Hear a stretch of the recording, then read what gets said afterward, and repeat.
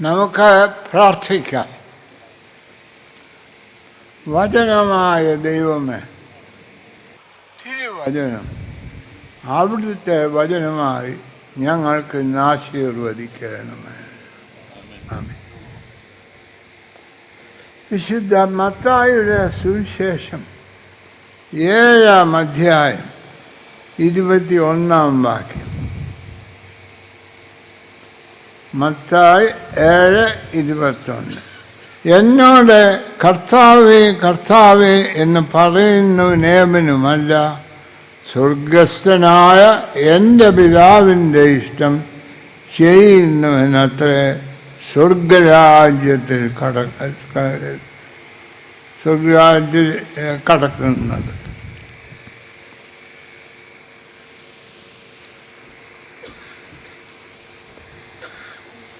കർത്താവായ യേശു ക്രിസ്തുവിൻ്റെ ഈ മാനദണ്ഡം അനുസരിച്ച് ഇന്നത്തെ യോഗത്തിൽ എത്ര പേര് സംബന്ധിക്കുന്നു? സ്വർഗത്തിൽ പോകുന്ന എത്ര പേര് സംബന്ധിക്കും?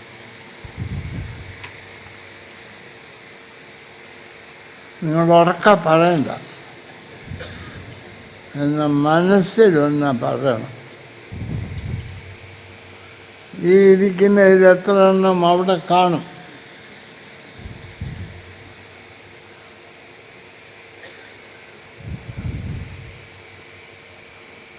ഇവിടെ ഞാൻ ഇരിക്കുന്നത് കൊണ്ട് ഇരിക്കുന്നവരെന്ന് പറഞ്ഞാൽ മതി. നിൽക്കുകയായിരുന്നേ അതുകൊണ്ടാണ് ഞാൻ നിൽക്കുകയായിരുന്നേ ഇരിക്കുന്നവരും നിൽക്കുന്നവരിലെന്ന് പറയേണ്ടി വരുമായിരുന്നു.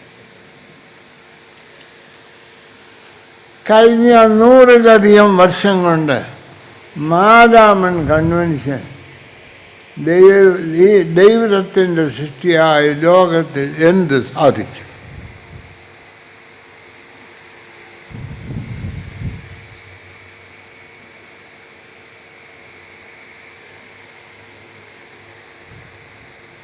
നിങ്ങൾക്ക് പറയാമോ?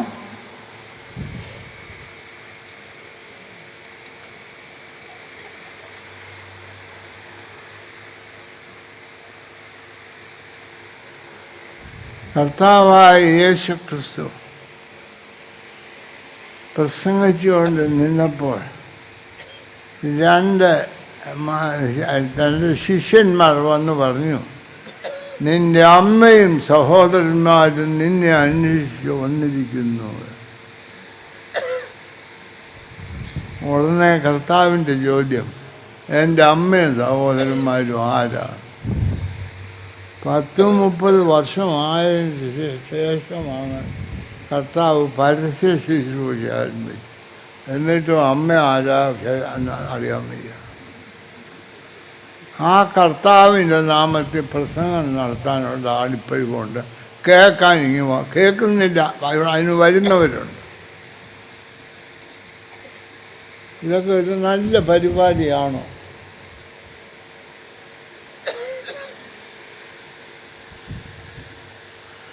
നാം നിന്നെ ജീവിക്കുന്നത് എന്തിന്, എങ്ങനെ എന്നുള്ള കാര്യങ്ങളെ പറ്റി ചിന്തിക്കുന്നുണ്ടോ?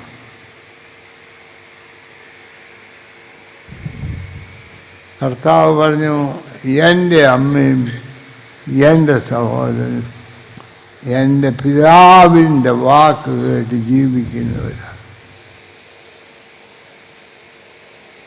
ശരിയാണോ? കന്യക മറിയാം എങ്ങനെ യേശു ക്രിസ്തുവിൻ്റെ അമ്മയായി?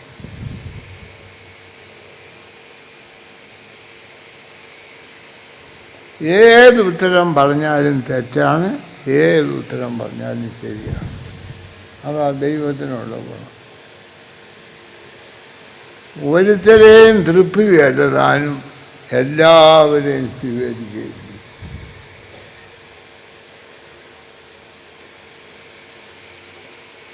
കന്യാമറിയാം എങ്ങനെ കർത്താവിൻ്റെ അമ്മയായി? നീ ആ പരിശുദ്ധാത്മാവിൽ ഗർഭവതിയാകും. അതിന് നീ തയ്യാറാകണം.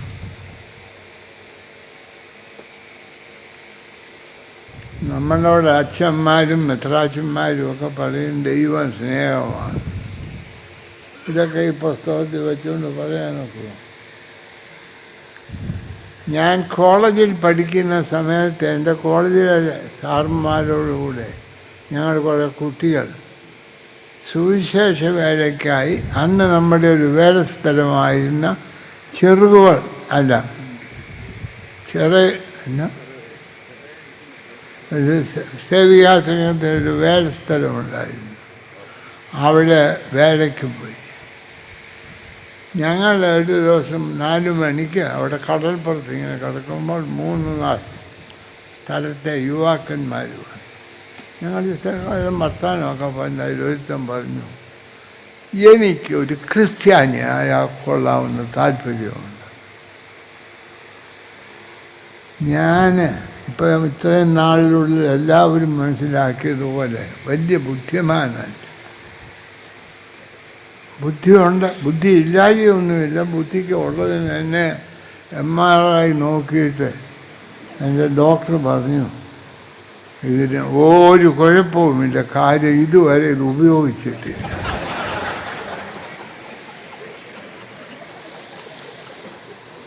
ഞാൻ പറഞ്ഞ അവൻ എന്നോട് പറഞ്ഞു, എനിക്ക് ക്രിസ്ത്യാനോ? ഞാൻ പറഞ്ഞു, അപ്പം എനിക്കങ്ങ് വലിയ സന്തോഷമായിപ്പോയി.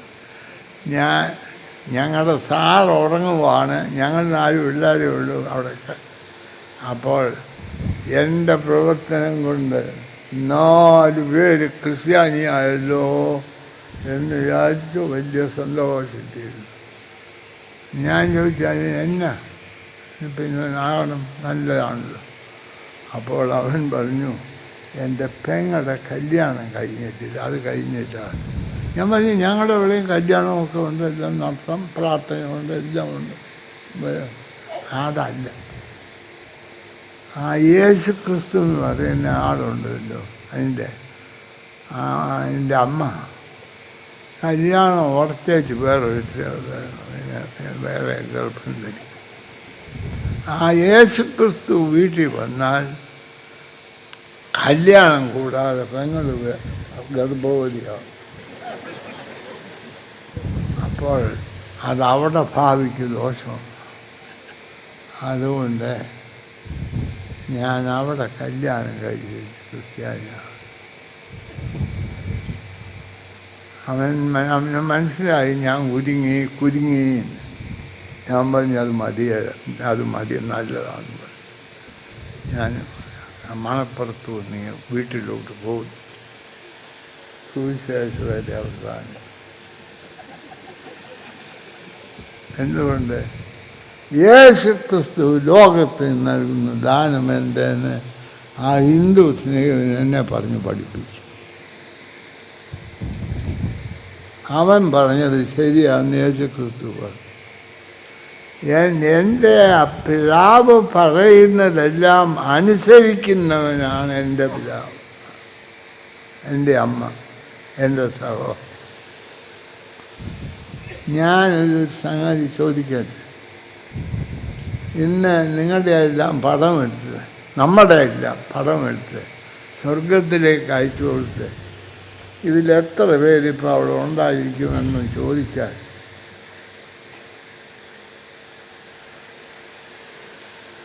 അതിനിഷ്ടപ്പെടുന്ന ആരെങ്കിലും ഉണ്ടോ? മരിക്കുന്നവരെയും സമാധാനത്തോടെ നോക്കാൻ വയ്ക്കാം. ഞാൻ എല്ലാ ആണ്ടിലും മാരാമൺ കൺവെൻഷന് വരുന്ന ആളാണ് എന്നൊക്കെ പറഞ്ഞ് കഴിഞ്ഞു കൂടുന്ന നമ്മുടെ പടം അവിടെ കാണും. ദൈവം പറയുന്നതെല്ലാം അനുസരിക്കാം, നടക്കുന്ന കാര്യമാണ്. അന്നോ നിങ്ങളിൽ ആർക്ക് ധൈര്യത്തോട് പറയാം ദൈവം പറയുന്നതെല്ലാം ഞാൻ അനുസരിക്കുന്നുണ്ട്?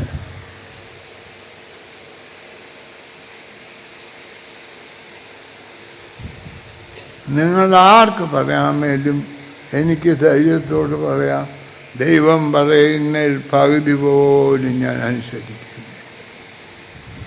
അങ്ങനെയുള്ള ആളിൻ്റെ പ്രസംഗം കേൾക്കാൻ ദൈവം പറയുന്നത് ഞാൻ പൂർണ്ണമായി അനുസരിക്കുന്നുവെന്ന് കള്ളമായി ക്ലെയിം ചെയ്യുന്ന നിങ്ങൾ വന്നിട്ടുള്ളതിൽ എനിക്ക് അത്ഭുതമാണ്. നമുക്ക് സാധിക്കേണ്ടത് ദൈവത്തിൻ്റെ അമ്മയും സഹോദരന്മാരും ആയിട്ട്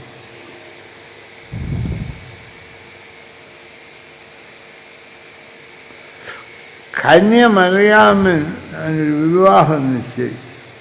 ഒരു സാധാരണ കുടുംബത്തിൽ ജീവിച്ച് എന്ത് വലിയൊരു ഒരു കുടുംബത്തിലെ ആളുകൾ അവരുടെ വലിയ സന്തോഷത്തിൻ്റെയൊരു അനുഭവം കല്യാണം. ഞാനൊരു ദളിത് ഇടവകയിൽ ചെന്നു. ഇങ്ങനെ കൈമുത്തുമ്പോൾ ഓരോരുത്തരോടൊക്കെ അവരുടെ ചോദ്യങ്ങളൊക്കെ ചോദിക്കും. ചിലത് ശുദ്ധപോഷത്തരമായിരിക്കും, എന്നാലും ഇങ്ങനെയൊക്കെ ചോദിക്കും. ഞാൻ ഒരു സ്ത്രീ വന്നപ്പോൾ ചോദിച്ചു, നിൻ്റെ ഭർത്താവിന് എന്നാണ് ജോലി? എനിക്ക് 10-12 ചോദ്യമുണ്ട്, അതിങ്ങനെ മാറി മാറി ചോദിക്കും. അപ്പോൾ അവൾ പറഞ്ഞു, അവളങ്ങ് കരഞ്ഞു. ഉത്തരവൊന്നും പറഞ്ഞില്ല. ഞാൻ വിചാരിച്ചു ഭർത്താവ് ആ ഇടയ്ക്ക് എങ്ങാണ്ട് മരിച്ചതാണ്. ഞാൻ നീ എന്നെ കണ്ടിട്ടേ പോകാം. എല്ലാം കഴിഞ്ഞപ്പോൾ ഞാൻ അച്ഛനോട് ചോദിച്ചു, അവളുടെ ഭർത്താവ് ഈയിടെ അങ്ങാണ് മരിച്ചതാണ്. അച്ഛൻ പറഞ്ഞു, അവൾ കല്യാണം കഴിച്ചില്ലല്ലോ, പിന്നെ എങ്ങനെ ഭർത്താവ് മരിക്കുന്നു? അപ്പം ഞാൻ ചോദിച്ചു, നീ എന്തിനാണ് കരഞ്ഞതെന്ന് ചോദിച്ചു. ഉടനെ പറഞ്ഞു, തിരുമേനി എന്നോട് പറഞ്ഞു നിൻ്റെ ഭർത്താവ് എന്ത് ചെയ്യുന്നു? എൻ്റെ തിരുമേനി ഒരു കല്യാണോലോചന വന്നു. 1,00,000 വീട്ടിൽ സ്വന്തം പേരിലല്ല വേറൊരുത്തൻ്റെ വീട്ടിൽ 1,00,000 വീട്ടിൽ താമസിക്കുന്ന ഒരുത്തനാണ്. അവന് എന്നെ കെട്ടണമെങ്കിൽ 1,00,000 രൂപ കൊടുക്കണം. എൻ്റെ ആയുസ്സിൽ 1,00,000 രൂപ ഉണ്ടാക്കാൻ നോക്കി.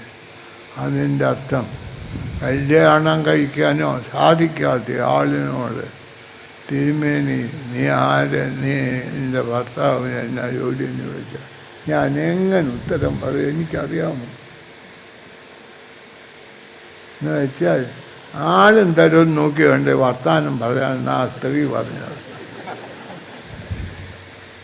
അതായത് അവൾക്ക് വോട്ടുണ്ടായിരുന്നേ എനിക്കെതിരായിട്ട് വോട്ട് ചെയ്തതിന് ബിഷപ്പായിട്ട് ഇല്ലേ?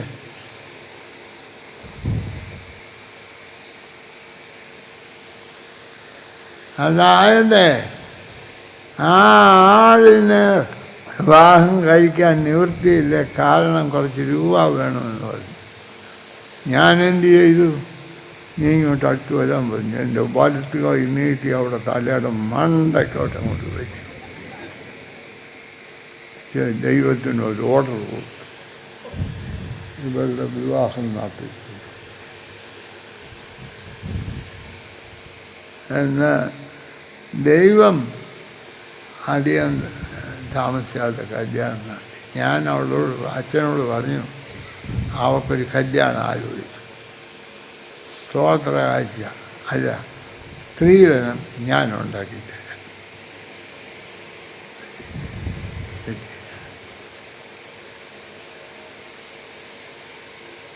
ആ സ്ത്രീയെ ഈ കുർബാനയും കൊടുത്തേച്ച് നിങ്ങളെല്ലാം ദൈവം അനുഗ്രഹിക്കട്ടെ, കർത്താവിൻ്റെ കൃപ ലോകാവസാനത്തോളം നിങ്ങളോടുകൂടെ ഇരിക്കട്ടെ എന്ന് പറഞ്ഞ് ഒന്നും ചെയ്യാതെ പോകാൻ ധൈര്യമുള്ള ആൾ ആർത്തമ്മ സഭയുടെ മെത്രാപ്പൊലീത്തായിരിക്കും നല്ലതാണോ?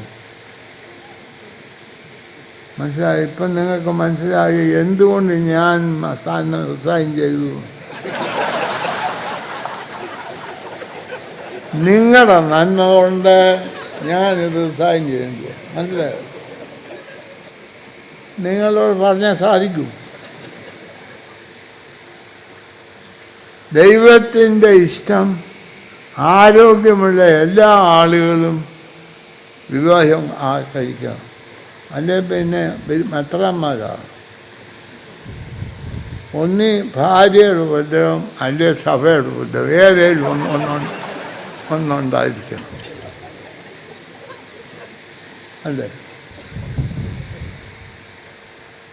ഇന്ന് ജീവിതമാക്കാൻ നാം ലോകത്തിൽ എന്ത് ശുശ്രൂഷ നിർവഹിക്കും? മനുഷ്യൻ ലോകത്തിൽ ജനിക്കുന്നത് ദൈവത്തിൻ്റെ പ്രവൃത്തി.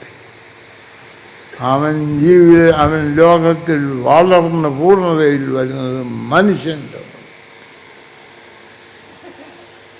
ഇന്ന് നമ്മുടെ ചുറ്റുപാടുമുള്ള ആളുകൾക്ക് ജീവൻ്റെ പൂർണ്ണതയിലേക്ക് വരുന്നതിന് ഈ മാരാമൺ കൺവെൻഷൻ എന്നോ ക്രമീകരണം ചെയ്യുന്നു.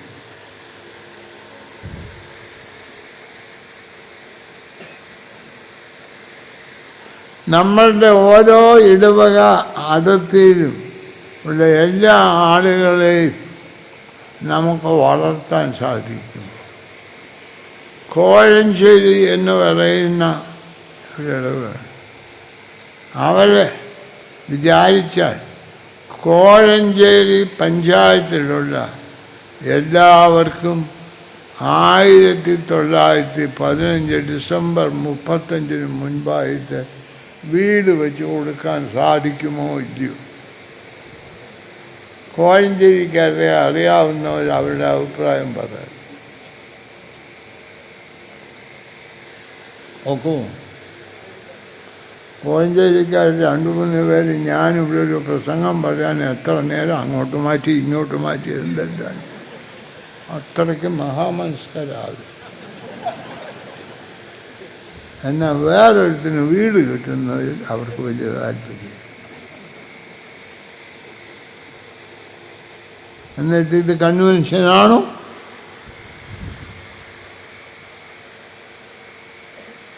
ആണോ?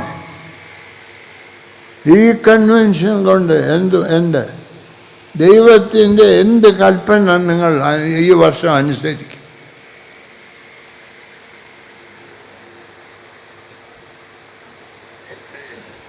എൻ്റെ അപ്പനും അമ്മയും ആര്?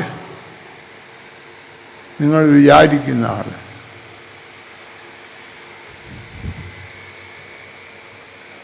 ഞാൻ ജനിച്ച കാലത്തായിരുന്നെങ്കിൽ പറഞ്ഞേനെ എൻ്റെ അപ്പനെയും അമ്മയെയും ഞാൻ സ്നേഹിക്കുന്നത് പോലെ എല്ലാ മനുഷ്യരെയും സ്നേഹിക്കാൻ പഠിപ്പിക്കണം. ഇപ്പം പറയാൻ ധൈര്യമില്ല. ഇപ്പം അപ്പനെയും അമ്മയെയും ദ്വേഷിക്കുന്നത് പോലെ എല്ലാവരെയും ദ്വേഷിക്കരുതെന്ന് പറയും. അപ്പനെയും അമ്മയെ സ്നേഹിക്കാൻ അറിയാവുന്ന എത്ര പേര് ഇവിടെ ഇരിപ്പുണ്ട്? എൻ്റെ കൂടെ പഠിച്ച ഒരു കുട്ടി കുറേ നാളുകൾക്ക് മുമ്പ് എൻ്റെ പേർക്ക് ഒരു എഴുത്തയച്ചു. തിരുമേനി, എൻ്റെ പടം മനോരമയിലൊന്നിടണം, അതിന് തിരുമേനി ഒരു ശുപാർശ ചെയ്യണം. ഞാൻ ഫോണിൽ ചോദിച്ചു, നീ ജനിച്ച് ഒരു നല്ല കാര്യം നീ പറ. ഇടുമ്പോൾ പറയണ്ട, നിൻ്റെ പേര് ഇടണമെങ്കിൽ ഒരു നല്ല കാര്യം നീ പറ. ഒന്നും പറഞ്ഞു, തിരുമേനിക്കറിയാൻ വയ്യായോ? ഞാൻ പറഞ്ഞു, വയ്യ. ഇപ്പോൾ നിയമം അനുസരിച്ച് 80 വയസ്സ് ഏതാണ്ടാകുമ്പോൾ അപ്പനെയും അമ്മയും വാർദ്ധക്യ പെൻഷൻ വാങ്ങിച്ചു കൊടുത്ത് ഹോമിലാക്കാം. ഞാൻ അമ്മ അങ്ങനെ ഒരു ദിവസം പോലും അവിടെ കാണാൻ കൊണ്ടുപോയെന്നല്ലാതെ എന്നും ഞാൻ അമ്മയ്ക്ക് ഭക്ഷണം കൊടുക്കുന്നു. മനസ്സിലാകുന്നു? ഇന്ന് നിയമമനുസരിച്ച് നിർബന്ധിക്കാനില്ലാത്ത കാര്യം ഞാൻ ചെയ്യുന്നത് പുണ്യകൃത്യമായി മനോരമയിലിടണം എന്ന് പറയുന്നതായ സ്നേഹിതന്മാരുടെ മെത്രാനാണ് ഞാൻ. ലോകം ഇന്നുണ്ടോ? ഉണ്ടോ? നിങ്ങൾ ജനിച്ചപ്പോഴത്തെ ലോകം ഇന്നുണ്ടോ? ഇതിങ്ങനെ ആക്കിയതാൽ ഇന്ന് ഈ ലോകം ഈ ഇതിലാക്കിയതിൻ്റെ ഒരു പ്രധാന പങ്ക് മാരാമൺ കൺവെൻഷനാണ്. നിങ്ങൾ സ്വീകരിക്കുമോ ഇല്ലയോ?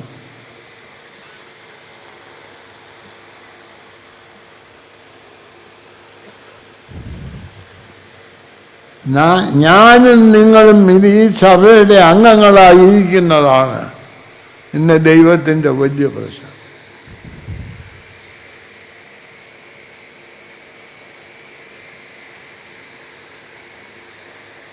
എൻ്റെ പിതാവിൻ്റെ ഇഷ്ടം ചെയ്യുന്ന എത്ര പേര് ഇവിടെ ഉണ്ട്?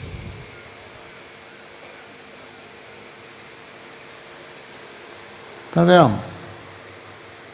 ഞാനില്ലെന്ന് എനിക്കറിയാം. ഞാൻ പിന്നെ ഒരു കാര്യം ചോദിച്ചു, എന്നും ചെന്ന് പറയും, കർത്താവെ തെറ്റിപ്പോയി, നാളെ തോർക്കുവാണ്. കർത്താവിനറിയാമെന്ന് നാളെ ഇത് പറയുകയുള്ളൂ, അല്ലാതെ നന്നാകുകയില്ല.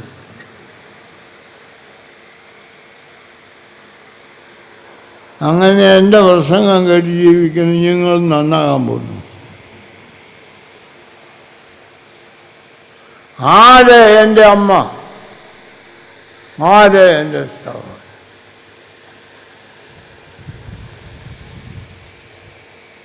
പള്ളി സെൻറ്റേഡല്ല, ലോകം സെൻറ്റേഡാണ്. ദൈവത്തിൻ്റെ ഭരണത്തിൻ്റെ കീഴിൽ ലോകത്തിൽ സെൻറ്റേഡ് ആണ് ദൈവരാജ്യം.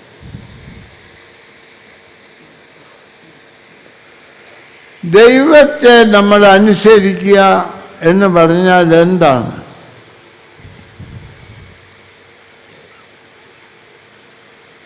എന്നെ പിതാവേ എന്ന് പറയുന്നതല്ല. ദൈവത്തെ പറ്റി ശരിയായ കാര്യം ഇന്നലെ രാവിലത്തെ മീറ്റിങ്ങിൽ മെത്രാന്മാരുടേക്കും ലേറ്റസ്റ്റ് മെത്രാൻ ഇതാണ് പ്രസംഗിച്ചത്. അദ്ദേഹം വലിയ എങ്ങാണ്ടൊക്കെ വെളിയിലുമൊക്കെ പോയി പഠിച്ച ആളാണ്. അദ്ദേഹം എന്താ പറഞ്ഞ്, സക്കായിയാണ് നല്ലവന്. ഞങ്ങൾ പഠിച്ച കാലത്തായിട്ട് കുഴപ്പക്കാരനായി. ഇദ്ദേഹം മെത്രാനായപ്പോൾ അങ്ങനെ ഇതായി.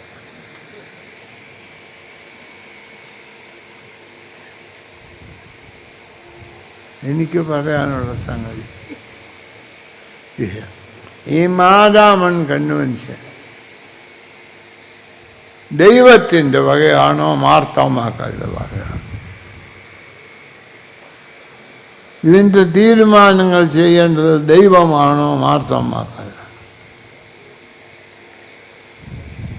നിങ്ങളുടെ ഭവനത്തിലെ, എൻ്റെ ഭവനത്തിലെ തീരുമാനങ്ങൾ ആര് ചെയ്യണം? നമുക്ക് ഇന്ന് പ്രാർത്ഥിക്കണം. കർത്താവേ, അവിടുന്ന് ലോകത്തോട് പറഞ്ഞതുപോലെ ഞങ്ങൾ അങ്ങേ ഇഷ്ടം നിർവഹിച്ച് അങ്ങേ മക്കളാകുവാൻ ഞങ്ങൾക്ക് കൃപ നൽകണം. ഈ ദൈവമായ ക്രിസ്തുവേശുവിലുള്ള മനസ്സ് തന്നെ നിങ്ങളിലും ഉണ്ടായിരിക്കട്ടെ. അവൻ ദൈവത്തോടുള്ള സമത്വം മുറുകെ പിടിച്ചുകൊള്ളണമെന്ന് വിചാരിക്കാതെ തന്നെത്താൻ വെറുമയാക്കി ക്രൂശിലെ മരണത്തോടും വെറുമയായി നമ്മെ ഉപേക്ഷിക്കുകയും ദൈവത്തെ അനുസരിക്കുകയും ചെയ്യണം.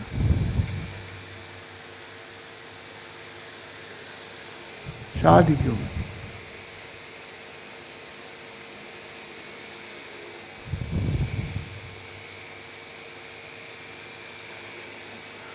നമുക്ക് മറ്റുള്ളവരുടെ കണ്ണിലെ കോല് കാണാം, നമ്മുടെ കണ്ണിലെ കരട് കാണാം.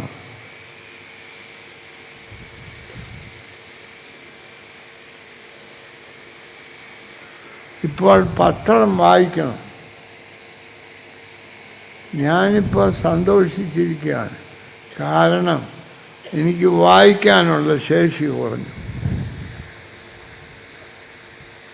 അപ്പം നിങ്ങൾ വായിക്കുന്ന ഈ അനാവശ്യമൊന്നും എല്ലാം ഞാൻ വായിക്കുന്നില്ല, വലിയതേ വായിക്കുള്ളൂ. നിങ്ങൾക്കാണ് വെറും നിസ്സാരമായതും വായിക്കാം.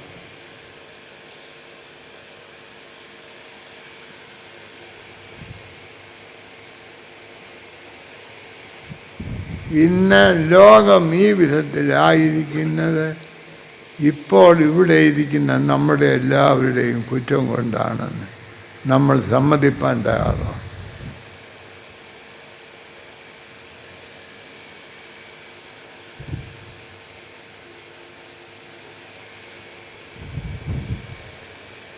എന്നാൽ ക്രിസ്തു പറഞ്ഞതെന്നാ? എന്നെ അനുസരിക്കാത്ത നിന്നെ എൻ്റെ സഹോദരനും എൻ്റെ അമ്മയും ആക്കാനാണ് ഞാനിവിടെ വന്നിരിക്കുന്നത്. ഈ മാരാമൺ കൺവെൻഷന് വന്നിട്ട് വന്ന പോലെ പോകുന്നവൻ എന്തിനിവിടെ വന്നു? ഇന്നിവിടെ പ്രസംഗിക്കുന്ന ക്രിസ്തോസ്റ്റൻ തിരുമേനി ഇവിടെ നിന്ന് ഇറങ്ങിപ്പോകുമ്പോൾ വന്നതുപോലെ മാത്രമാണ് പോകുന്നതെങ്കിൽ ഇദ്ദേഹം കൊണ്ട് എന്തിനു പ്രസംഗിപ്പിച്ചു? ഇദ്ദേഹം എന്തിനു പ്രസംഗിച്ചു?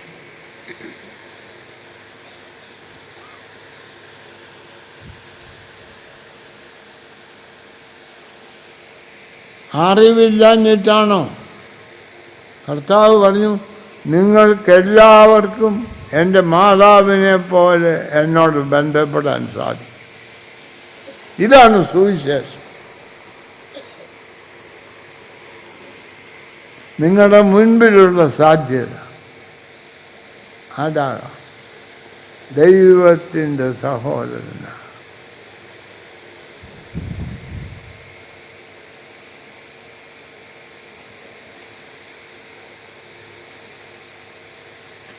നമ്മൾ ഇന്ന് ഇവിടെ ഇരിക്കുന്ന ജനങ്ങളോട് എനിക്ക് ചോദിക്കാനുള്ളത്, കർത്താവേ, നിൻ്റെ സഹോദരനായി നീ ഇന്നെന്നെ രൂപാന്തരപ്പെടുത്തിയത് ഞാൻ നിന്നെ സ്തുതിക്കുന്നു, മഹത്വപ്പെടുത്തുന്നു, പുകഴ്ത്തുന്നു എന്ന് ഒരു വാക്ക് നിങ്ങൾക്ക് പ്രാർത്ഥിക്കാം.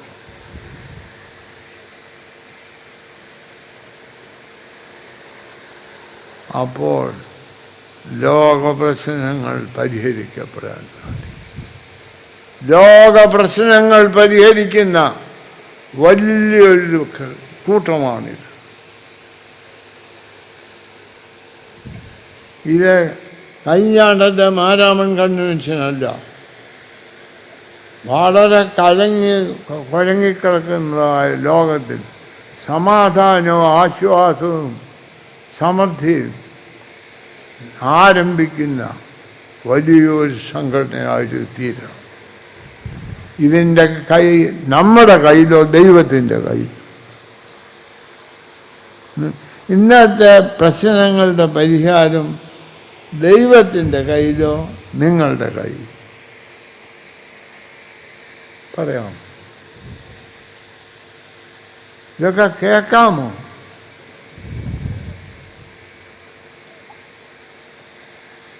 അവിടെ ഇരിക്കുന്ന ഒരാളുടെ ചിരി കണ്ടാലേ കേൾക്കാമോ എന്ന് കേൾക്കാൻ വയ്യാത്തവനോട് ചോദിക്കുന്ന എന്തോ പോഷത്തരം.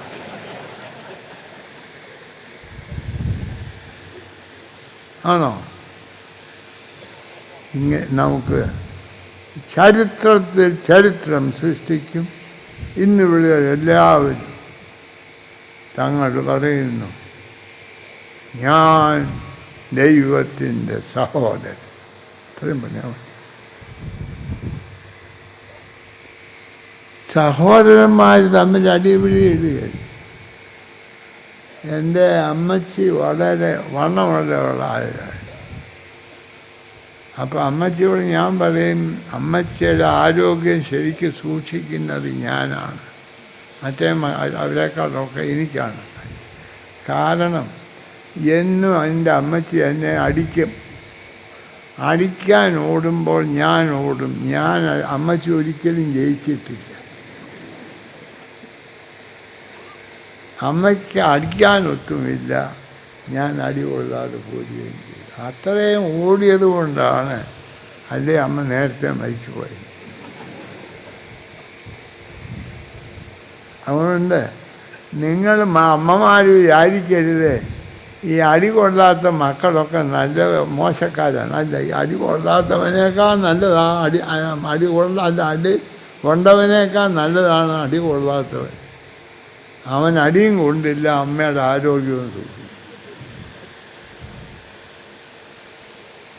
എന്നാൽ എൻ്റെ അമ്മയ്ക്ക് എന്നെ വലിയ സ്നേഹം, എനിക്ക് എൻ്റെ അമ്മയെ വലിയ സ്നേഹം. കർത്താവ് പറഞ്ഞത്, നിനക്ക് വേണ്ടി ഞാൻ ജീവൻ വച്ചിരിക്കുന്നു, നീ എനിക്ക് വേണ്ടി ജീവൻ വെക്കണം. എൻ്റെ ഒരു സ്നേഹിതൻ്റെ മകൻ, അവൻ്റെ അമ്മയ്ക്ക് ഈ കിഡ്നിയുടെ പ്രശ്നമുണ്ടായി. 35 വയസ്സുള്ള ഡോക്ടറായ അവൻ്റെ ഒരു കിഡ്നി 75 വയസ്സുള്ള രോഗിയായ അമ്മയ്ക്ക് കൊടുത്തു. എനിക്കത് കേട്ട് വലിയ സന്തോഷമായി. ഞാൻ അവനെ കാണാൻ പോയി. മകനെ എനിക്ക് വലിയ പരിചയമില്ല. ഞാൻ അവനോട് ചോദിച്ചു, 35 വയസ്സുള്ള നീ, പ്രത്യേകിച്ച് ഒരു ഡോക്ടറായി അനേകരെ ചികിത്സിച്ചു, 75 വയസ്സായ അമ്മയ്ക്ക് ഇത് കൊടുത്തത് ബുദ്ധിയാണോ എന്ന് ചോദിച്ചു. അവൻ പറഞ്ഞു, ബുദ്ധിയാണ്. അത് ബുദ്ധി അല്ല. ഞാൻ ചോദിച്ചു, നീ പിന്നെന്തുകൊണ്ട് ചെയ്യും ഈ ബുദ്ധികൾ? ഉടനെ അവൻ്റെ മറുപടി, തിരുമേനി എന്നോട് ബുദ്ധിയാണോ എന്നേ ചോദിച്ചുള്ളൂ, ശരിയാണോ നല്ലതാണോ എന്ന് ചോദിച്ചു. ബുദ്ധിയല്ല. എന്നാൽ എനിക്ക് ജീവൻ നൽകിയ എൻ്റെ അമ്മ, എന്നെ വളർത്തിയ എൻ്റെ അമ്മ, അമ്മയുടെ സർവശക്തിയും എനിക്ക് തന്ന അമ്മയ്ക്ക് 2 വർഷം കൂടെ ജീവിപ്പാൻ എൻ്റെ ഒരു കിഡ്നി കൊടുക്കുന്നത് ഒരു ഭാഗ്യമായി ഞാൻ കരുതുന്നു. അവനോട് ഞാൻ പറഞ്ഞു, നീ നിൻ്റെ വലത്ത് കൈയെടുത്ത് എൻ്റെ തലയിലോട്ട് വെച്ചിട്ട് നീ പഠിച്ചിട്ടുള്ള ഏതെങ്കിലും ഒരു പ്രാർത്ഥന, ഇവൻ നശിച്ചു പോട്ടെ എന്നാണേലും എന്ന് പ്രാർത്ഥിക്കാൻ പറഞ്ഞു. അപ്പോൾ അവൻ പറഞ്ഞു, ഞാൻ പ്രാർത്ഥിക്കരുത്. തിരുമേനിയുടെ തലയിൽ കൈവച്ച് ഞാൻ പ്രാർത്ഥിക്കരുതെന്ന് പറഞ്ഞു. അപ്പോഴാണ് എനിക്ക് മനസ്സിലായത്, ഈ ജനങ്ങൾക്കൊന്നും തിരുമേനി അധികം നാൾ ജീവിച്ചിരിക്കരുതെന്നാണ് എന്ന് മനസ്സിലായി. പിന്നെ ദൈവവുമായുള്ള കൂട്ടുകൊണ്ടാണ് എനിക്കിത് പറ്റിയിരിക്കുന്നത്, നിങ്ങളുടെ ഗുണം കൊണ്ട്. യേശു ക്രിസ്തുവിനോട് ചോദിച്ചു, സ്വർഗം വേണോ ഭൂമി വേണോ? നിങ്ങളോട് ചോദിച്ചാൽ എന്താ പറയും?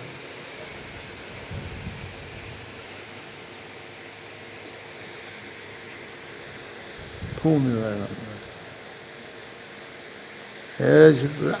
സ്വർഗം വേണമെന്ന് പറയും. യേശു ക്രിസ്തു പറഞ്ഞത് ഭൂമി വേണം.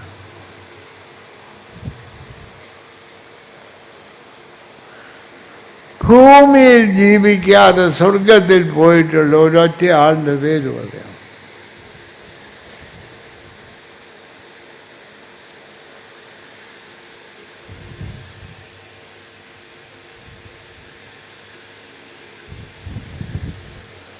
ഞാനൊരു യുവജന സഖ്യത്തിൽ പോയി പ്രസംഗിച്ചു.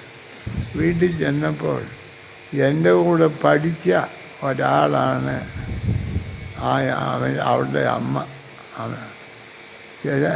തിമയുടെ പ്രസംഗം. അമ്മ ഒരു വക അറിയാം, എല്ലാം ഞങ്ങളോട് ചോദിക്കാം, ഇങ്ങോട്ട് ചോദിക്കാം, അല്ലാതെ ഒരു വക പറയാൻ ഒന്നും അറിയാൻ വയ്യ. അയ്യോ അങ്ങനെ കണ്ടിട്ട് ഞാൻ ഒന്നും അറിയത്തില്ല.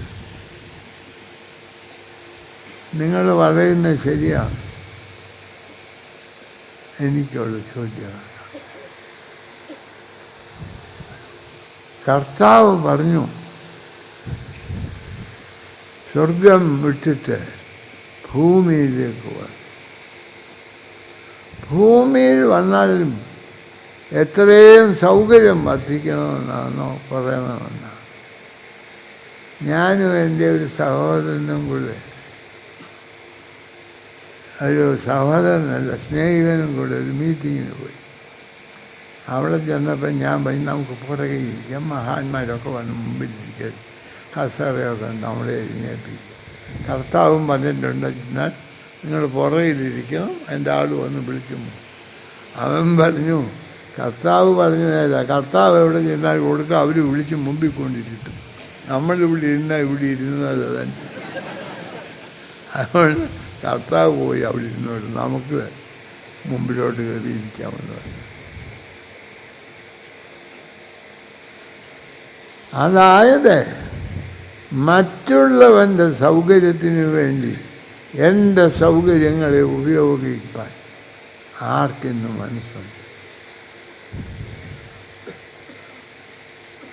കിഡ്നി, 2 കിഡ്നിയുള്ള ഞാൻ ഒരു കിഡ്നി ഇല്ലാതാകാൻ പോകുന്നവന് കൊടുത്ത് അവനെ 5 വർഷം കൂടെ ജീവിപ്പിക്കാൻ സഹായിക്കും, നല്ലതാണ്.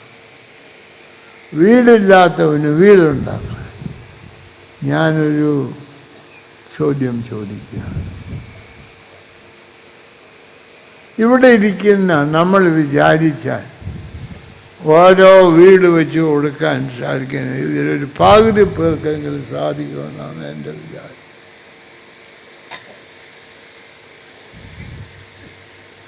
കൊടുക്കാൻ മനസ്സുണ്ടോ? കൊടുക്കുന്നത് എൻ്റെ അനുഗ്രഹമാണെന്ന് ധരിക്കുന്നവരുണ്ടോ?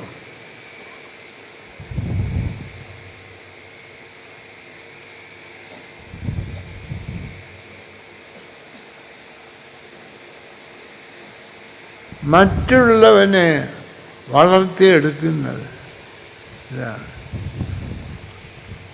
ഒരു മനുഷ്യൻ, അയാളൊരു ഉയർന്ന ഉദ്യോഗസ്ഥൻ, അയാളൊരു ആശുപത്രിയിൽ ചെന്ന് അവിടുത്തെ ഡോക്ടറോട് പറഞ്ഞു, ഇവിടെ ജനിച്ച് ആരും നോക്കാനില്ലാത്ത ഒരാളിനെ നിങ്ങൾ ഇവിടെ വളർത്തണം, ഞാൻ ചിലവെല്ലാം തരാം.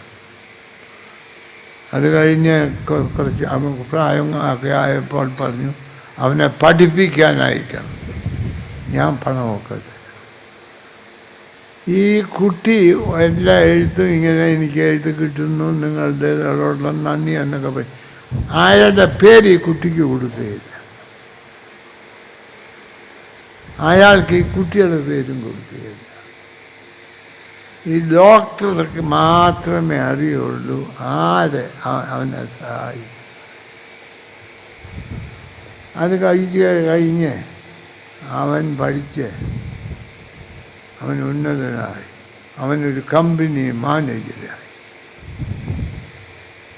ആ കമ്പനി മാനേജർക്ക് സുഖക്കേടായി, അവനെ ഒരാശുപത്രിയിലാക്കി.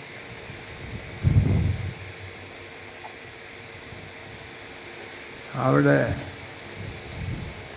അവനെ ആ മാനേജരെ ചികിത്സിക്കാൻ ചെന്നത് മാനേജർ പഠിപ്പിച്ച ഡോക്ടറാണ്. അപ്പോൾ ആ മാനേജർ പറഞ്ഞു, ഞാനിങ്ങനെ പണ്ടൊരു കുട്ടിയെ പഠിപ്പിച്ചിരുന്നു, ഇവിടെ ഏതോ ഒരു ആശുപത്രിയിലാണ് അവൻ പഠിച്ചിരിക്കുന്നത്, അവൻ്റെ പേരെനിക്ക് ശരിക്കും അറിഞ്ഞുകൂടാ തന്നിട്ടില്ല, എന്നാൽ എന്നോട് പണം വാങ്ങിച്ച് ആഴ്ച കൊടുക്കുന്നത് ഇന്നാരായിരുന്നു. അപ്പോൾ ആ ഡോക്ടർ പറഞ്ഞു, അത് ഞാനാണ്. ആ ആൾ തന്നെ പണം ഉപയോഗിച്ചാണ് ഞാൻ പഠിച്ച ഡോക്ടറായി.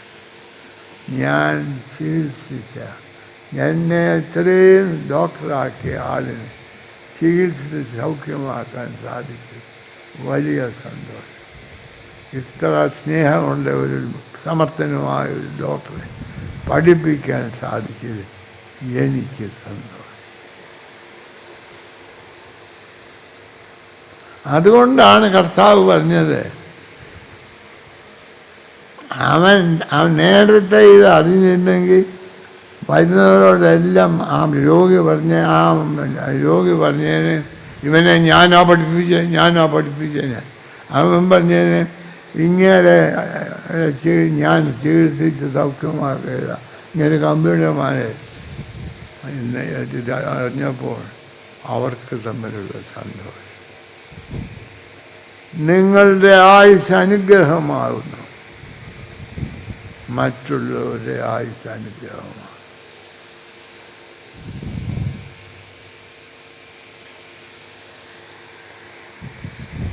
പാലാമ്പളം എന്ന് പറയുന്ന കോട്ടയത്തെ വീട്ടിലെ ഒരാളിനെ പറ്റി അവരുടെ ഒരു മകൻ ഒരു പുസ്തകം എഴുതി. അതിന് ഞാൻ കണ്ടു വായിക്കും. ഇദ്ദേഹം ഏതോ ഒരു ബിസിനസ് ക്രമീകരിക്കാനായിട്ട് തിരുവനന്തപുരത്തിന് പോകുകയാണ്. ആയൂരിനപ്പുറം ചെന്നപ്പോൾ ഒരു വലിയ ലഹള, കരച്ചിലുമായിട്ട്. അയാൾ കാർ നിർത്തി. അയാൾ ഡ്രൈവറോട് പറഞ്ഞു, എന്നാന്ന് പോയി നോക്കിയേച്ച് വരാൻ. അവൻ പോയേച്ച് വന്ന് പറഞ്ഞു, ഒരു സ്ത്രീയെ ഒരു പുരടത്തിൽ നറുക്കി വിട്ടതാണ്, അവരെ രണ്ട് കുട്ടിയൊക്കെ പണം അയക്കി കൊടുക്കാനുണ്ട്, ആ തുക കൊടുക്കണം. അത് കൊടുക്കാത്തത് കൊണ്ട് അവരുടെ പുരടം ജപ്തി ചെയ്തെടുക്കുകയാണ്. ഉടനെ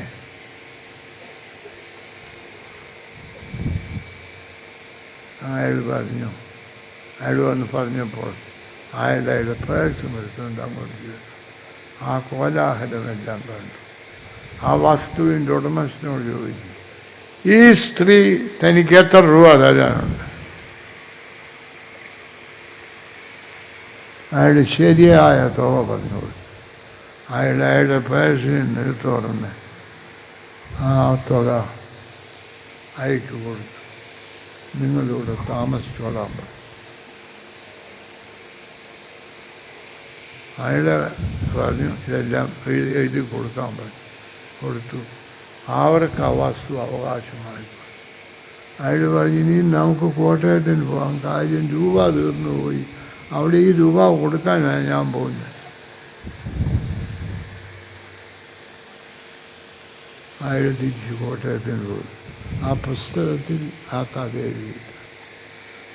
അയാൾ മാരാമണ്ണ് കൺവെൻഷൻ വന്നിരുന്ന് കേൾക്കുകയും പയ്യെ പോയിൻ്റെ എല്ലാം പിടിച്ചു പറിക്കുന്നില്ലെങ്കിലും പിടിക്കാതെ പറിച്ചെടുക്കുന്നതായിട്ടുള്ള ക്രിസോസ്റ്റം തിരുമേനി പ്രസംഗിക്കുകയും ചെയ്യുന്നു.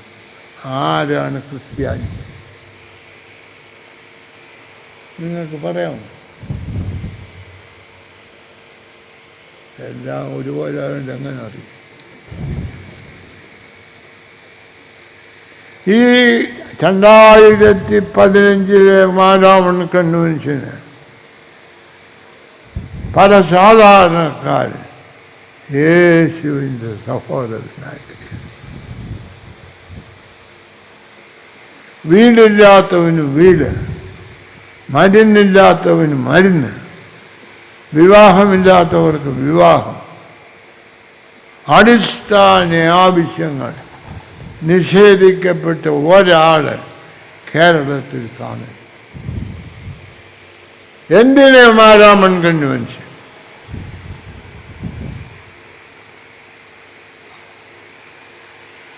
അടിസ്ഥാന ആവശ്യങ്ങൾ എല്ലാവർക്കും ലഭിക്കും.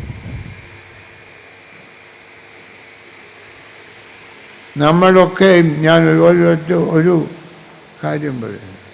നമ്മുടെ പഞ്ചായത്തിനോട് പറയണം, നമ്മുടെ പഞ്ചായത്ത് ഈ ആണ്ട് മനുഷ്യൻ്റെ അടിസ്ഥാന ആവശ്യങ്ങൾ എല്ലായിടത്തും ഉണ്ടാകാൻ ശ്രമിക്കണം. ഇവിടെ ഇപ്പോൾ പ്ലാസ്റ്റിക്കിൻ്റെ ഇതൊക്കെ പറഞ്ഞു നമുക്ക് കാണാൻ വൃത്തിയാക്കി സാധിച്ചു. ഇത് നമുക്ക് സാധിക്കുക വഴി കിടക്കുന്നിടത്ത് കൊട്ടയിൽ ഇടാനേ അറിയുള്ളൂ. ഞാൻ ഈ മാരാമൺ മിഡിൽ സ്കൂളിൽ പഠിക്കാൻ പോയതാണ്. പഠിച്ചതാണെന്ന് പറഞ്ഞാൽ സ്വല്പം കള്ളമുള്ളത് കൊണ്ടാണ് ഞാൻ പഠിക്കാൻ പോയതാണെന്ന് പറഞ്ഞത്. ഞങ്ങൾ വരുന്ന വഴിക്ക് അവിടെ ഒരു കുറുപ്പച്ചൻ എന്നും പറഞ്ഞ ഒരാളാണ്. അയാളുടെ ജോലി മരത്തേലുള്ള ചെതലെല്ലാം തൂത്തുകളി, വഴിയിലുള്ള കല്ല് മുള്ള എല്ലാം എടുത്ത് സഞ്ചിയിൽ മരത്തേലെ വഴിയിലെ കല്ലും മുള്ളും മാറ്റിയിടുകയും വഴിയെ ആ ചെതൽ തൂക്കുകയും ചെയ്യുന്ന കുറുപ്പച്ചൻ ഭ്രാന്തൻ എന്നാണ് പറയുന്നത്. അത് വഴിയിലിരുന്ന ഞങ്ങളൊക്കെ സുബോധമുണ്ട്. മനസ്സിലായി? ഞാൻ പഠിക്കുമ്പോഴത്തെ സുബോധം എന്നാന്ന് മനസ്സിലായത്.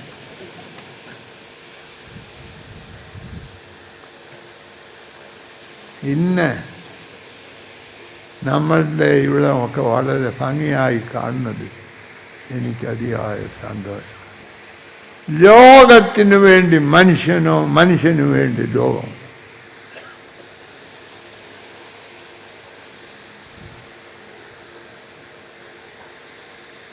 ദൈവം ലോകത്തിനു വേണ്ടി, യേശുക്രിസ്തു ലോകത്തെ സ്നേഹിച്ചു അല്ലേ? സ്വർഗത്തെയാണോ ലോകത്തെയാണോ സ്നേഹിച്ചു?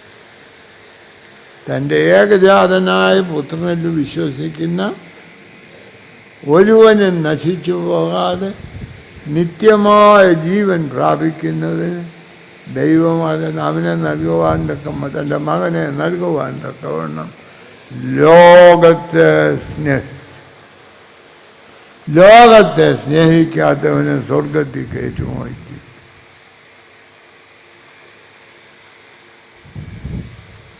ലോകത്തിൽ ജീവിക്കാതെ സ്വർഗത്തിൽ പോയിട്ടുള്ള ആരെപ്പറ്റിയാലും നിങ്ങൾക്കറിയാം. അറിയാം? ലോകത്തിൽ ജീവിച്ചിട്ട് സ്വർഗത്തിൽ പോകാത്ത പലരെ പറ്റി എനിക്കറിയാം. നിങ്ങൾക്ക് അങ്ങനെയുള്ള ഒരാളിനെ കാണണമെന്ന് വിചാരമുണ്ടെങ്കിൽ തിരിച്ച് വീട്ടിൽ ചെല്ലുമ്പോൾ കണ്ണാടി എടുത്തൊന്ന് നോക്കിയാൽ മതി.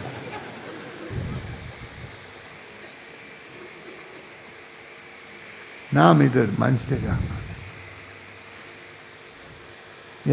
യേശുക്രിസ്തു, യേശു എന്നുള്ള പേരെവിടുന്നാണ് കിട്ടിയത്? എൻ്റെ അഭിപ്രായം, സ്വർഗത്തിൽ ചെന്ന് യേശുക്രിസ്തുവിനെ കാണണമെന്ന് പറഞ്ഞാൽ അറിയുന്ന ഒരു വലിയൊരു കാണുമോ കിട്ടും. നിങ്ങൾ വേദപുസ്തക പരിജ്ഞാനമുള്ള അച്ഛന്മാരും തിരുമേന്മാരും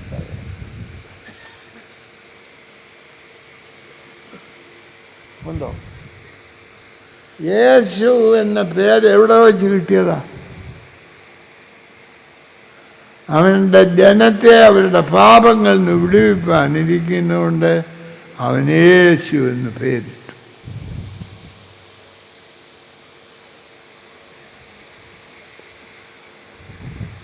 സ്വർഗത്തിൽ കിട്ടിയ പേര് യേശു. സ്വർഗത്തിന് അല്ല, ഭൂമിയിൽ കിട്ടിയ പേര് യേശു. ഭൂമിയിൽ. ഞാൻ അവസാനിപ്പിക്കാൻ പോവുകയല്ല, അത് അവസാനിക്കുകയില്ല നിങ്ങൾ വിചാരിച്ചുകൊണ്ടിരിക്കുകയായിരുന്നു. എങ്കിലും ഞാനൊരു കാര്യം മാത്രം പറയും. നിങ്ങൾ ഇന്ന് വീട്ടിൽ ചെന്നിട്ട്, ദൈവമേ നിൻ്റെ സഹോദരനായി എനിക്ക് തീരണം, എന്നെ സ്വീകരിക്കണം, നീ കൽപ്പിക്കുന്നത് ചെയ്യുവാൻ, നിൻ്റെ കൽപ്പനയനുസരിച്ച് ഈ ലോകത്തെ പ്രവർത്തിപ്പാൻ എനിക്ക് കൃപ നൽകണമേ എന്ന് പ്രാർത്ഥിക്കും. ഇവിടെ വെച്ച് പ്രാർത്ഥിക്കേണ്ട. ഇന്ന് വീട്ടിൽ ചെന്ന് വൈകിട്ട് തുടങ്ങുന്നതിന് മുൻപ് നിങ്ങളുടെ ഭാര്യയും മക്കളെയും കൂടെ വിളിച്ചു കൂട്ടി ആ തിരുമേനിയുടെ പ്രസംഗം ഞാൻ കേട്ടു. അധികം ഉറക്കമായിപ്പോയി, മനസ്സിലാ. എന്നാൽ ഒടുവിൽ അദ്ദേഹം ഒരു കാര്യം പറഞ്ഞു. നമ്മുടെ വീട്ടിൽ കൂടി കർത്താവേ നിൻ്റെ സഹോദരൻ അമ്മയുമായി ഞങ്ങളെ രൂപപ്പെടുത്തണം. മാരാമൻ കൺവെൻഷൻ മനുഷ്യനെ ദൈവത്തിൻ്റെ സഹോദരന്മാർ, ദൈവത്തിൻ്റെ ആളുകളുമായി അമ്മയും ആയി രൂപാന്തരപ്പെടുത്തുന്നതിന് സഹായിക്കട്ടെ. അത് നിർവഹിക്കട്ടെ. ശരീരം ദൈവത്തെ, ദൈവം രക്ഷിതാവായ ദൈവം അംഗമായുള്ള ഭവനങ്ങളായിട്ട് കേരളത്തിലെ എല്ലാ ഭവനങ്ങളും തീരുന്നതിന് ഈ മാരാമൺ കൺവെൻഷനെ ദൈവമേ അനുഗ്രഹിക്കണമേ, ഞങ്ങളെ ആശീർവദിക്കണമേ എന്ന് നമുക്ക് പ്രാർത്ഥിക്കാം. വചനമായ ദൈവമേ, വചനം ജഡം ധരിച്ച് കൃപയും സത്യവും നിറഞ്ഞവനായി ഞങ്ങളുടെ ഇടയിൽ പാർത്ത് തൻ്റെ മാതാവാര്, തൻ്റെ സഹോദരരാര് എന്നുള്ള ചോദ്യത്തിന് ശരിയായ ഉത്തരം കണ്ടെത്തി. എൻ്റെ പിതാവിൻ്റെ ഇഷ്ടം ചെയ്യുന്നവനത്രേ എൻ്റെ സഹോദരനും എൻ്റെ മാതാവും എന്നരുളിയതായുള്ള കർത്താവേ, ആ ദിവ്യവചനം ആസ്പദമാക്കി അവിടുത്തെ പ്രിയപ്പെട്ട മകൻ ഞങ്ങളുടെ പ്രിയ തിരുമേനി അനുഗ്രഹകരമായ ഈ ദൂത് നൽകുവാൻ തക്കവണ്ണം ഈ കൺവെൻഷനിലും അവിടുന്ന് ബലപ്പെടുത്തിയ കൃപകൾക്കായി ഞങ്ങൾ നിന്നെ സ്തുതിക്കുന്നു, സ്തോത്രം ചെയ്യുന്നു. കർത്താവേ കർത്താവേ എന്ന് പറയുന്ന ഏവനുമല്ല, എൻ്റെ പിതാവിൻ്റെ ഇഷ്ടം ചെയ്യുന്നവൻ എനിക്ക് സഹോദരനും എൻ്റെ മാതാവും എന്നരുളിയ കർത്താവേ, യേശു കർത്താവിൻ്റെ സഹോദരരായി തീരുവാൻ, സഹോദരന്മാരായി തീരുവാൻ, മാതാക്കളായി തീരുവാൻ ഈ വചന കേൾവി ഞങ്ങളെ അവിടുന്ന് നിർബന്ധിച്ചു കൊണ്ടിരിക്കണമേ എന്ന് ഞങ്ങൾ നിന്നോട് പ്രാർത്ഥിക്കുന്നു. ഞങ്ങൾ ഭൂമിയിൽ ജീവിച്ച് സ്വർഗത്തിൻ്റെ അനുഭവങ്ങൾ പങ്കിട്ട് അനുഭവിപ്പാൻ തക്കവണ്ണം വിളിച്ചിരിക്കുന്നു എന്നുള്ള ശരിയായ ഒരു ദർശനം ഞങ്ങൾക്ക് തന്നതുകൊണ്ട് ഞങ്ങൾ നിന്നെ സ്തുതിക്കുന്നു. ഞങ്ങളെല്ലായ്പ്പോഴും സ്വർഗം പോകുവാൻ കാംക്ഷിച്ച് ഭൂമിയിലുള്ള കാര്യങ്ങളിൽ ഞങ്ങൾ ശ്രദ്ധ വെക്കാതെ പോകുന്നത് ദൈവവചനത്തിന് നിരക്കുന്നതല്ല എന്നുള്ള കാഴ്ച ഞങ്ങൾക്ക് അവിടുന്ന് തന്നതുകൊണ്ട് ഞങ്ങൾ നിന്നെ വാഴ്ത്തുന്നു. ദൈവമായ കർത്താവേ, സ്വർഗം വെടിഞ്ഞ് ഈ ഭൂമിയിലേക്ക് വന്ന് ഈ ഭൂമിയെ സ്വർഗമാക്കുവാൻ തക്കവണ്ണം അവിടുത്തെ ജീവൻ വരെയും നൽകിയ ആ വലിയ അനുഭവത്തിൻ്റെ ഓഹരിക്കാരായി തീരുവാൻ തക്കവണ്ണം ഞങ്ങളെ ഇവിടുന്ന് സഹായിക്കണമേ എന്ന് ഞങ്ങൾ നിന്നോട് പ്രാർത്ഥിക്കുന്നു. ഇന്ന് ലോകത്തിൻ്റെ ഈ പോരായ്മകൾ, ഇന്ന് ലോകത്തിൽ നിലനിൽക്കുന്നതായിട്ടുള്ള വലിയ പ്രതിസന്ധികൾ, അതിൻ്റെ ഉത്തരവാദികൾ ഞങ്ങളാകുന്നു, ഈ കൺവെൻഷൻ കേട്ടുകൊണ്ടിരിക്കുന്ന ഞങ്ങളാകുന്നു എന്ന് ഞങ്ങളോട് നേരിട്ട് പറയുവാൻ തക്കവണ്ണം ധാർമ്മികമായ വലിയ ശേഷി അവിടുത്തെ പ്രിയ മകന് നൽകിയതോർത്ത് ഞങ്ങൾ നിന്നെ വാഴ്ത്തുന്നു, സ്തുതിക്കുന്നു. ആണ്ടോടാണ്ട് കൺവെൻഷൻ കേട്ട് അതിൻ്റെ ഒരു സ്വയ തൃപ്തിയിൽ ഞങ്ങൾ ജീവിച്ചു പോയ കുറവ് ഞങ്ങളോട് പൊറുക്കണമേ. ദൈവമായ കർത്താവേ, ഈ ലോകത്തെ ദൈവം ആഗ്രഹിക്കുന്ന പ്രകാരേണ ആക്കി തീർക്കുന്നതിനുള്ള ദൈവത്തോടു കൂടെയുള്ള പ്രയത്നത്തിൽ പങ്കുകാരായി തീരുവാൻ തക്കവണ്ണം ഞങ്ങൾക്ക് കൃപയരുളയണമേ എന്ന് ഞങ്ങൾ നിന്നോട് പ്രാർത്ഥിക്കുന്നു. ഈ ലോകത്തിൽ ബുദ്ധിമുട്ടിലും ഞെരുക്കത്തിലും ഇല്ലായ്മയിലും കഴിയുന്നവരെ കണ്ടിട്ടും കാണാത്തവരെ പോലെ മാറിപ്പോകുന്ന ഞങ്ങളുടെ സ്വഭാവത്തിന് ഒരു വ്യതിയാനം വരുത്തി അവയോട് പ്രതികരിപ്പാനായിട്ടുള്ള വലിയ സ്നേഹം ഞങ്ങളിൽ തരയണമേ എന്ന് ഞങ്ങൾ നിന്നോട് പ്രാർത്ഥിക്കുന്നു. ദൈവമായ കർത്താവേ, ഭവന രഹിതരായിരിക്കുന്ന ആളുകൾ ഞങ്ങളുടെ ചുറ്റുപാടുകളിലുണ്ട്. വിവാഹം കഴിച്ച് അയക്കുന്നതിന് നിവൃത്തിയില്ലാത്ത കുഞ്ഞുങ്ങൾ പുരനിറഞ്ഞ് നിൽക്കുന്നതായുള്ള സാഹചര്യങ്ങൾ ഞങ്ങളുടെ ചുറ്റുപാടുകളിലുണ്ട്. എന്നാൽ ഞങ്ങൾ ധൂർത്തും ആർഭാടവും ആഘോഷവുമായി ഞങ്ങൾക്ക് ലഭിച്ചിട്ടുള്ളതായുള്ള സമ്പാദ്യങ്ങളെ വിനിയോഗിക്കുമ്പോൾ അത് ദൈവത്തിന് എതിരായിട്ടുള്ള പ്രവർത്തനമാകുന്നു എന്നുള്ള തിരിച്ചറിവ് ഈ നാളുകളിൽ ഞങ്ങൾക്ക് തരയണമേ എന്ന് ഞങ്ങൾ നിന്നോട് പ്രാർത്ഥിക്കുന്നു. അവിടുന്ന് ഞങ്ങൾക്ക് നൽകിയിരിക്കുന്നതായുള്ള എല്ലാവിധമായ കാര്യങ്ങളും ഞങ്ങൾക്ക് വേണ്ടിയിട്ട് മാത്രമല്ല, മറ്റുള്ളവരെ കരുതുന്നതിനാകുന്നു. അങ്ങനെ ഭൂമിയിൽ സ്വർഗം പണിയുന്ന ആ വലിയ ശുശ്രൂഷ ചെയ്യുവാൻ തക്കവണ്ണം ഞങ്ങൾക്ക് കൃപയരുളയണമേ എന്ന് ഞങ്ങൾ നിന്നോട് പ്രാർത്ഥിക്കുന്നു. ദൈവമായ കർത്താവ്, ഈ കൺവെൻഷൻ ഞങ്ങളിരിക്കുമ്പോഴും ഈ കൺവെൻഷൻ കഴിഞ്ഞ് ഭവനങ്ങളിലേക്ക് പോകുമ്പോഴും യേശു കർത്താവിൻ്റെ സഹോദരരായി തീരുവാൻ, മാതാക്കളായി തീരുവാനുള്ള ആ വലിയ തിരിച്ചറിവോടുകൂടെ പോകുവാൻ അവിടുത്തെ പരിശുദ്ധാത്മാവ് ഞങ്ങളെ സഹായിക്കണമേ എന്ന് ഞങ്ങൾ നിന്നോട് പ്രാർത്ഥിക്കുന്നു. കാരുണ്യവാനായ കർത്താവേ, പ്രിയപ്പെട്ട തിരുമേനി അവിടുത്തെ തൃക്കരങ്ങളിലേക്ക് തരുന്നു. ശരീരത്തിൽ ബലപ്പെടുത്തിയല്ലോ, ആത്മാവിൽ നിറച്ചല്ലോ. ദൈവമായ കർത്താവേ, ദേശത്തിൻ്റെ ഐശ്വര്യത്തിനു വേണ്ടി സന്ദേശങ്ങൾ വാരി വിതറുവാൻ തക്കവണ്ണം തുറന്നും തിരുമനസിനെ എടുത്ത് ഉപയോഗിക്കണമേ എന്ന് ഞങ്ങൾ നിന്നോട് പ്രാർത്ഥിക്കുന്നു. ഈ വചനം കേട്ട ഞങ്ങളെ എല്ലാവരെയും തൃക്കരങ്ങളിലേക്ക് സമർപ്പിക്കുന്നു. ഞങ്ങളെ ഈ വചനത്താൽ ശുദ്ധീകരിച്ച് രൂപാന്തരപ്പെടുത്തി അവിടുത്തെ പ്രിയപ്പെട്ട മക്കളും അവകാശികളും ആക്കി തീർക്കണമെന്ന് യേശുവിൻ്റെ നാമത്തിൽ പ്രാർത്ഥിക്കുന്നു. കരുണയോടെ കേൾക്കണമേ. പരിശുദ്ധ റൂഹായുമായ ദൈവം നമുക്ക് വാത്സല്യമുള്ളവരെ നിങ്ങളെല്ലാവരോടും കൂടെ ഇരുന്ന് ദൈവത്തിൻ്റെ സഹോദരന്മാരും യേശു ക്രിസ്തുവിൻ്റെ മാതാക്കളുമായി തീരുവാൻ തക്കവണ്ണം നിങ്ങളെ ദൈവം ശുദ്ധീകരിച്ച് ശക്തീകരിച്ച് ആശീർവദിക്കട്ടെ. ആമേൻ.